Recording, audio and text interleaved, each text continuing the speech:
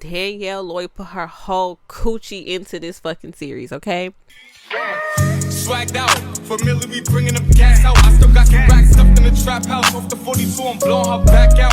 I'm back out. Bullshit, spin back with a full clip. They say I hate wearing my glasses in my videos, but you know, I look a mess, so, and I can't see. So, anyways, we finna talk about my favorite book of all time. I have said this time and time again. If anybody ever asks me, what's your favorite book? What's your favorite book series? The main series, hands down, okay? But I have not finished the whole series, okay? I read the main series, the whole series, like 3 years ago, like in 2020. And I read it out of order. I started with the third book, and then I read the first book, and then the second. Because when I read the third book, I didn't know it was the third book. Like, it was just recommended to me on TikTok. And come to find out, it was a trilogy, and I had already had the other books saved in my want to read list or whatever. And so I ended up reading it 312. Even though the third book is not, I mean, it's connected, but it's not like connected the way the first and second book are connected. Anyways, the first book was always my favorite. A lot of people I've been seeing, even now, they feel like the second book is their favorite and they love Christian more. I don't know, y'all. Like, now that I'm rereading it, we're gonna see, because back then, even then, Nico was my favorite. So, but yeah, I wasn't getting the whole. I wasn't getting the hype behind Christian. Like, Christian was cool. I liked the whole series, but like, he just wasn't my favorite. But we gonna see. Maybe that'll change, but it'll never change that Nico is my favorite, because that is my man. Like, out of all of the book boyfriends, even Hades, like, Hades, I love you so much. That's my man. But Nico, like, bro, this is my favorite book. I can't. The Sweetest Oblivion. This book is just everything. Like, oh God, my heart. Like, I swoon. Okay, listen. So most of y'all already know the story, but if you don't know the story, if you've never read it, the Sweetest Oblivion is about Alina Abelli. Her father is mafia boss, and her sister is set to marry, what's his name, Nicholas. What's his last name? Nicholas Russo. My bad, y'all. Anyway,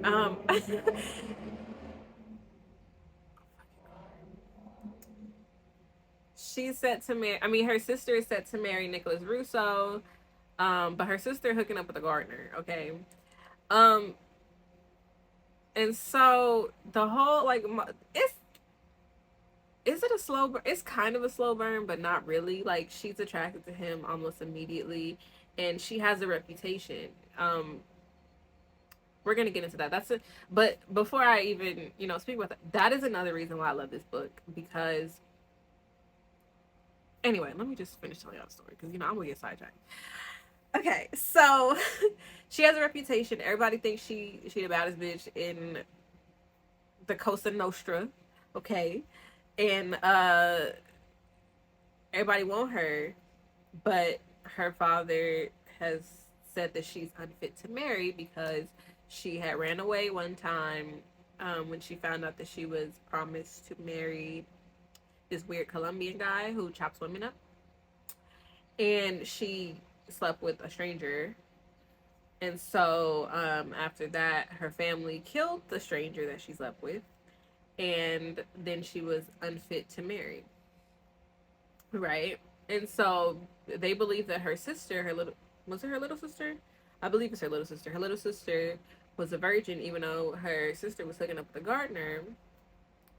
And so, yeah, the whole, first portion of the book, he has to, I guess, he has to interact with her to find out more about her sister, because her sister's kind of weird, and like, she's weird to the point where, like, nobody can really yell at her.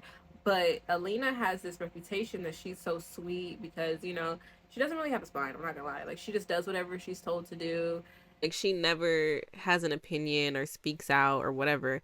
But when she meets Nico, she starts, having a backbone and speaking, and he does the same to her. And so it's kind of like cute little ping pong tennis match they have with their little attitudes. But he's always super respectful and protective of her even before that they were even, a thing. And so that brings me back to what I was about to say. On TikTok, people the people I'm assuming they never read the book, because the snippet they showed was the gas station scene where Alina went into the gas station and somebody smacked her ass.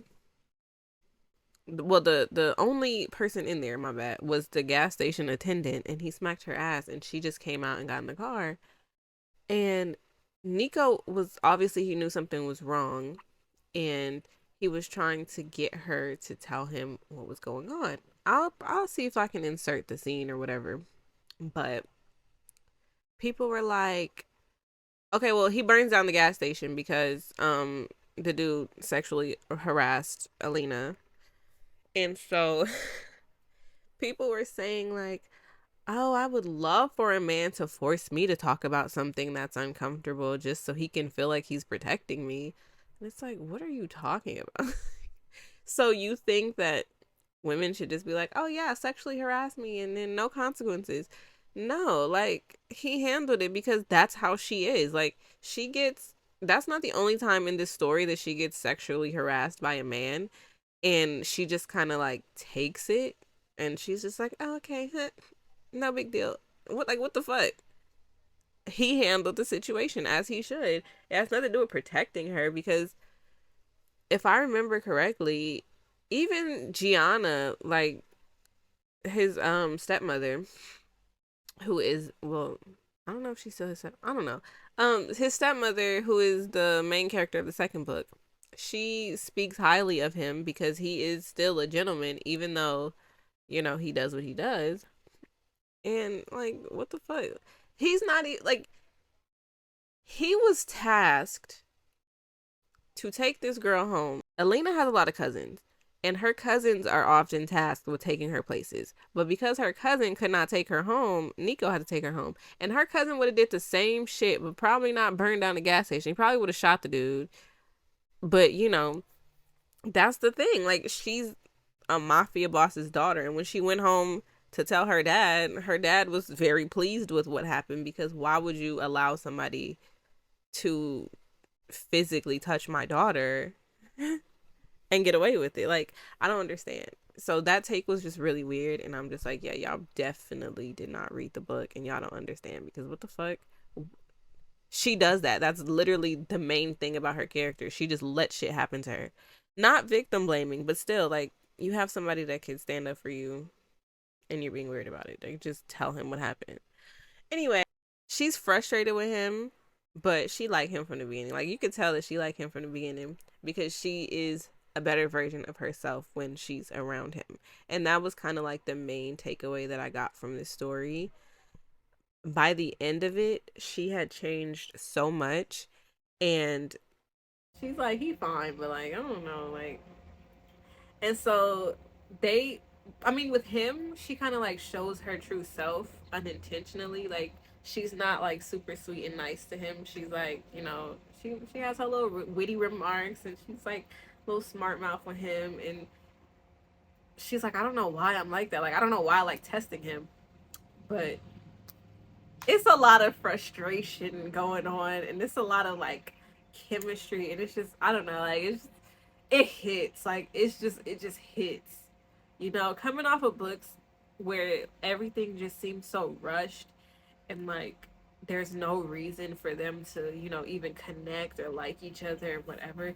This book, it just does everything perfectly. Like, the way that everything flows, nothing feels rushed, and there's not a single detail that is missed. Like, I love Danielle so much. Like, I've said this when I read this book a long time ago. This was before I started making book reviews, and I knew I wanted to make a video on this series. But Danielle put her whole you already know what I'm gonna say in this into this book, into this series, because I'm telling you, like, she didn't leave out a single detail. Like the way she describes everything, even the side characters that you really don't like, you'll never see them again. She still adds detail to the point where if she wanted to make a spinoff about any other character in this book, she could. Like the grandma, the brother, the cousin, Nico's family that you briefly meet for like 2 seconds. Like there's just detail, and everything is just so beautifully presented. Like this is the perfect book to me. Like I don't care what nobody says. This is the perfect book to me. And so I'm not gonna spoil it, but y'all, I'm pretty sure most people have read this book already. If you haven't, you should. Um anyway, they end up together. Nico and Elena end up in an arranged situation because the sister can no longer marry him. And um because of her reputation, he moves her into his home, which is a different home than he would have gave to the sister, because he had a penthouse that he was going to put her sister Adriana in, but he brought her to his house, like his house, okay? And so also in this book we meet Christian and what's her name? What's that girl name? Gianna. My bad, y'all. My allergies fucking up. Christian and Gianna. We meet them in the first book. They are the two main characters in the second book, and they are briefly seen in the third book. So, yeah. Anyways, so they end up living together until the marriage.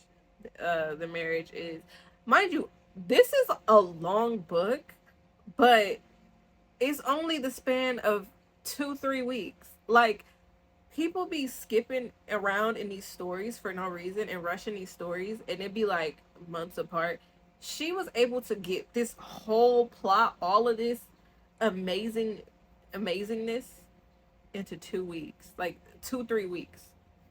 So he can't wait to marry her. He ends up marrying her at the courthouse early. Whole lot of shit happens, you know, a lot of, I'm gonna have to commentate after I finish the story anyways. So they end up getting married. The ending, y'all, I'm manifesting this right now. If the ending of this, I want the ending of this book, what he does for her, the big surprise at the end, I want that at my wedding. If my future husband ever watches this video, I want you to read this book, and I want you to, the ending, we're doing that. Like, I need you to do that for me. I want to be surprised like that. Oh my God. I'm not going to tell y'all what it is, because I'm telling you, it hits. When you read the book and you remember the little details that Danielle put in there, and then you remember the details that he remembered about her that Danielle put in there. Bro, Danielle, write me a man, okay? I need you to sit down. We need to sit down and have a conversation. I need you to write me a man.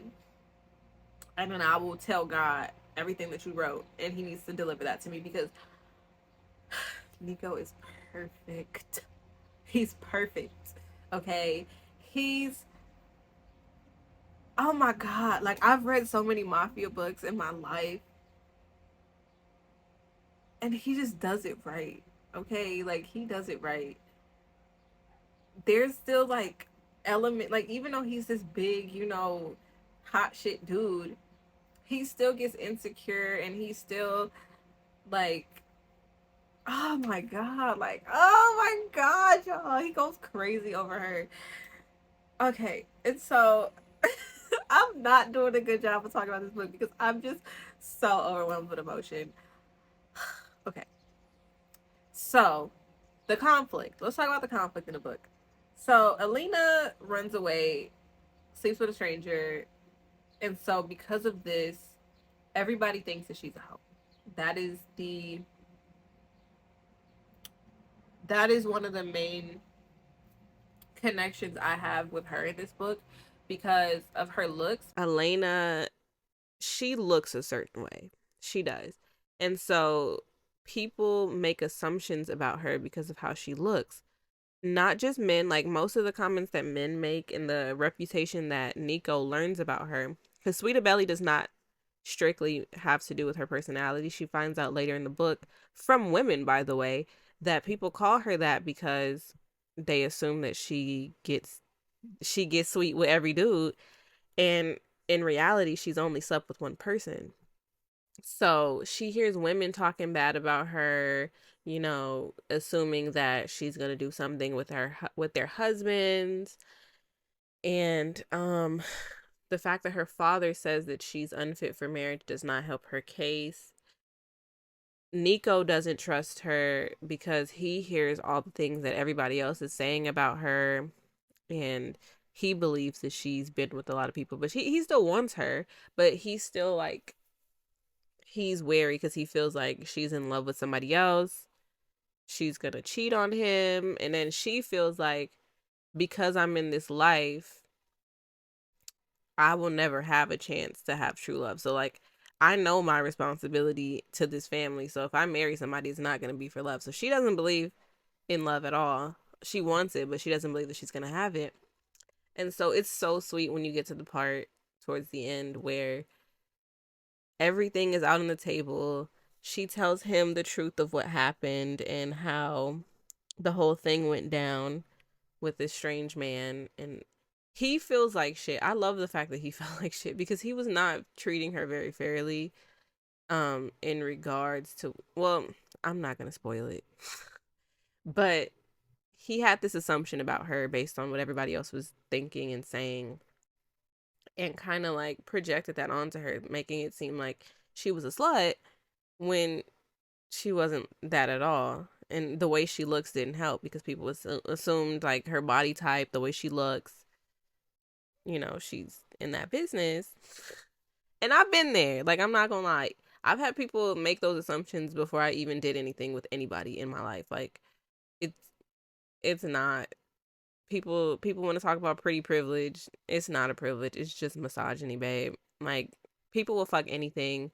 And then when it comes to women, as we see in this book, women will assume that you are a certain kind of way and that you finna come over here and do something with a man just because of what everybody else is saying. It's really nasty work. Really nasty work. But she's sweet of belly, so she just nods and smiles and takes and doesn't stand up for herself. But me, oh, I would have said something. Oh, I would have set it off at that birthday dinner. Was it a birthday? No, it was an engagement dinner. Where did I get birthday from? I would have set it off at that engagement dinner, because why is y'all in the bathroom discussing my coochie that ain't been nowhere near nobody? Like, what are y'all talking about? Anyway, really sad too, and it made me really sad for her because they did have the miscommunication trope going on, because Nico didn't know anything about what really happened with this man that she slept with and why she wore her little 50-cent bubblegum ring. She wore the ring because her family killed this dude that she slept with, and he had a family that he was taking care of. His mom, I guess, and his little sister. He worked multiple jobs to take care of them. So she kept the ring because she was gonna steal money from her father to pay them and like try to help them out, because she felt really guilty that her family did that to him. She ends up, paying back not paying back, but like donating the money to them.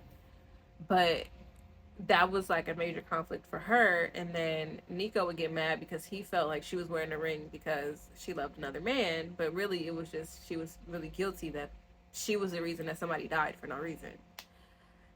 So he thought that she was getting around too, because that's what he heard and everybody wants to sleep with her. And so there's this part in the book where they get everything out on the table, and Nico, she's thinking like, damn, like I really love this dude and I don't want to love this dude, but I just need him to let me know that he's not gonna cheat on me, because that's what these mafia dudes do. Like, these men are whores. Like, her cousins and her brother are whores, like straight up whores. So she's like, my bad, y'all hear that going back? And so she's like, I just need him to, reassure me. And so he ends, this is after the fight, I believe, like right after they get in this fight and then they talk about everything. He's like, "Oh, you're enough for me." I wanted to throw my phone because that was so cute, because I don't think she said it. Okay, so no, in the book, like earlier in the book, she wanted him to say that. Like she didn't tell him to say it, like she was thinking it. And so like later on in the book, when this was happening, he says exactly what she was wanting him to say like weeks ago. And so it was just like, oh my god, that is so, like, he said the thing. Like she didn't even have to tell him to say the thing. Like he just said the thing. And so I was really excited and I was kicking and flailing my legs. He is just the best book. Like literally, I've read other mafia books that were heavier on the misogyny. Like, let's be real. If we talking about somebody that does a mafia book correctly, a lot of it has to tie into the traditional women need to stay in their place. Women need to know how to cook. Right? And so with this book and comparing it to a better, well, not, I'm not saying the book is better, but I mean, it was a more authentic take on like mafia shit. I might reread that series and tell y'all about it. But that book was heavier on the, you know, women need to lead the household and cook and do all this shit, right? And so in that book, the girl in the story was completely clueless to how this arranged marriage thing worked. Like she didn't even know her family, her family had anything to do with, you know, the mafia or whatever. So when she was thrown into it, she was very much pushing against the traditional you need to do wifely duties type shit, right? And so in this book, it does it correctly. Like it has that misogyny, but it's done in a way where she's not pushing against it. She's just like, you know what? This is what I have to do, but it ends up well for her. You know what I mean? Like in both stories, it fights. I mean, in both stories, it does have a happy ending and it pushes against the traditional, like, this is what I expect my wife to do. But she leans into it. She's like, okay, this is what I have to do for my dad, whatever. But at least it's a dude that I like. Like, she doesn't want to marry him because, you know, he's so fine, and she knows that he's a whore. Well, she thinks that he's a whore, so she's like, ugh. But like, it's not that bad because she's wanted to be near him this whole time. It was better than the other dude, who, you know, I'm not gonna spoil it, but he got issues, like even worse issues. So it's just crazy because that really happens. Like that's so real. People assume all these things about you, and then they get to know you, and they're like, you're not what I thought at all. Like she was not experienced at all. Been there.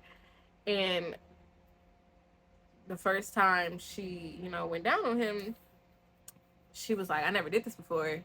He was like, you're lying. She was like, no, you're going to find out that I've never done this before. And so it was just, I don't know. There's so many parts of this book. I can't even articulate. Like, I can articulate terrible books real easily, but there's just so many layers and so much detail and so much effort put into this book. Honestly, the best book I've ever read, like, in my entire life. I never reread books, okay? But I would reread this again and again and again and again. I'm obsessed. It always does something to my heart. The way he speaks about her, even before they're together, like, even when, you know, they're just, bro, he's just, Nico is the best boyfriend. Like, he's so protective over her. He kills the Colombian dude that her father was trying to give her away to because he had something of his. Bro, I want him. I want him so bad, bro. I want to tell y'all, I know I'm probably missing a whole bunch of good detail, but let me just tell you, read this book, okay? Read it. There is no detail left out. Like literally the other day, well, by the time I'm making this video, it'll be a couple weeks, but Danielle posted on her Instagram, she was like, if I could write a story by anybody from the Maid universe, who would it be? The way everybody had like so many different answers, because the way she writes, my bad, y'all hear. Anyway, the way she writes, like I said, every character, even the little minor detail characters, even the fucking janitor that was walking, everybody got properly introduced. So really, she could build off of any character in the universe. I think it should be Tony, which is Alina's brother. And I think we should get a time skip, because in the third book, I'm not gonna spoil it, but I'm gonna spoil it. We do see Christian and Gianna, and it's obviously a time skip. So I feel like we should get a time skip of Tony, because he should lead that white girl that he with. Maybe because in the first book they have this little conflict with the Mexicans. Maybe he could end up, he's a little bit older, the father's getting old or whatever. Maybe he could take over the business, and he can like grow up and mature a little bit and end up with like a cute little Mexican girl, and that will, mend the alliance between the Italians and the Mexicans, and representation. Okay, I don't know, like I feel like that would be cute. Like, get you a little Mexican baddie. The family, they fall in love, and they families is getting along, and I don't know, y'all. I just feel like that should happen, because Benito, I mean, he's cool, he's funny, but even though there was enough detail for him, I wouldn't want a whole book about him. I'm sorry, like he be with hella women. Okay, he gives side character energy. He's just a side character. I'm sorry, like out of all the characters, Tony is a side character as well. All of them are side characters, but I feel like Benito is definitely comedic relief side character. Okay, Tony could definitely give a whole story, and he fine. Like, come on now, he's fine. Like, they reiterated multiple times that he is fine. So and the reason I think it should be Tony is because with mafia books, we have enough of, oh, I'm hot shit, can't nobody touch me. Even though I love that. It's really cute. Hold on, y'all. We have enough of, I'm untouchable, I'm hot shit, I'll kill anybody. We've already seen Tony get beat up by Nico. Tony's gotten shot, stabbed, all kind of crazy shit. He's a little bit more, he would be like a little bit more humanized mafia dude, because he's been through some shit, and he's not off the bat just this BDE, you know what I mean? He had to grow into his manliness. So I feel like after seeing all the things that he's been through and his like immaturity, it would be great to see him grow up and mature and do something different with his life, and step into his role in the family. But yeah,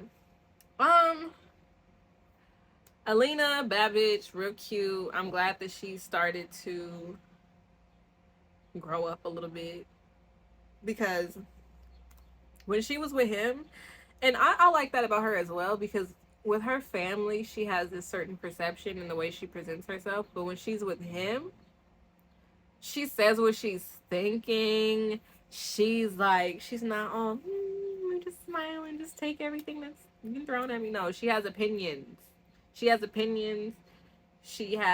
thoughts. She got a backbone, and she's confident. She stood up to her father and all kind of crazy shit. It's like, good for you. And so, sometimes when you with the right person, they bring out the best in you, and he brings out the best in her. She bring out the best in him, and I want what they have. This is the best book in the world. I don't care what nobody says. Danielle, can you put out the Vintage Club, please? I know you writing other things, but I'm gonna bring this up every video that I talk about the Maid series. She put out a little snippet in one of the end of the book. It's called The Vintage Club. It's about a cute little mixed girl. I'm not mixed, but I can relate to her blackness. She a little bit black. And she meet this fine dude at this club, and I don't know, I forgot what happened, but it was the snippet. The snippet had me frothing at the mouth. Okay, the snippet was amazing. So Danielle, whatever else you're doing, I'm gonna need you to just put hiatus for a minute. I'm gonna need you to put that out real bad. Okay, please. Anyway, this book, 10 out of 10. 10 stars out of 5 stars. I don't care what nobody say. There is no criticism. This book is the perfect book of all time. Okay, this is my favorite book of all time. Read it. Okay, I know I did a terrible job reviewing this book. I did, but I'm gonna do a video. I have a video idea, and I'm gonna insert some things, definitely from this book, and you guys are gonna understand why this is my favorite book. But Nico, Hades, Castile Denier, Hayden? I don't know. I mean, wait, hold on. Let's put Castile and Hades together because they give the same energy. So Nico, Castile, Hades, Hayden. Okay. In that order. Alright, anyways. Subscribe to be along for the ride.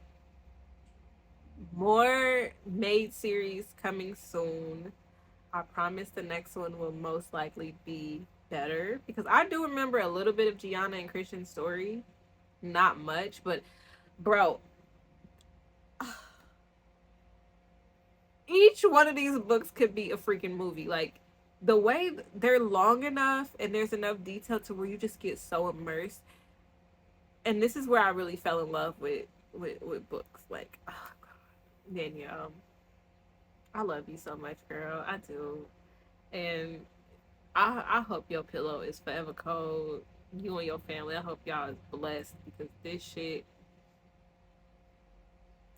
she made it for me. So wait, what is crazy is that because Alina looks how she looks, not okay. I'm not slut shaming her sister. Her sister is fucking the gardener, right? And I'm not gonna tell y'all what happened to the sister, but her sister was getting it cracking and getting her back broken, and nobody was suspecting her. Like nobody was, oh, she's weird. Like nobody is suspecting her. Nobody slut shaming her. Alina ain't did it with one. She only did it with one person, but because she's hot, people are like, oh yeah, she gets around. She gonna fuck my husband. She be with every dude ever in life. Every Italian dude that ever was born, Alina was with him. Like, what is wrong with y'all? And that's really how it be in real life because I've been there too. I mean, I could tell the story, but I think people would be, it's some people that be very mad at me because I had this cousin, right? I'm not even gonna get deep into it, but she wasn't anyway, she got around. And I was always getting accused of getting around, even though she was getting around with grown men when she was anyway. Anyway. Anyway, I'll be on TikTok. I mean, I was about to say I'll be on TikTok. I'll be on Twitch. Subscribe to be along for the ride. Follow my socials. I will be linking this book in the description. Go buy it, please. I need y'all to experience it. Okay. Love y'all. Bye.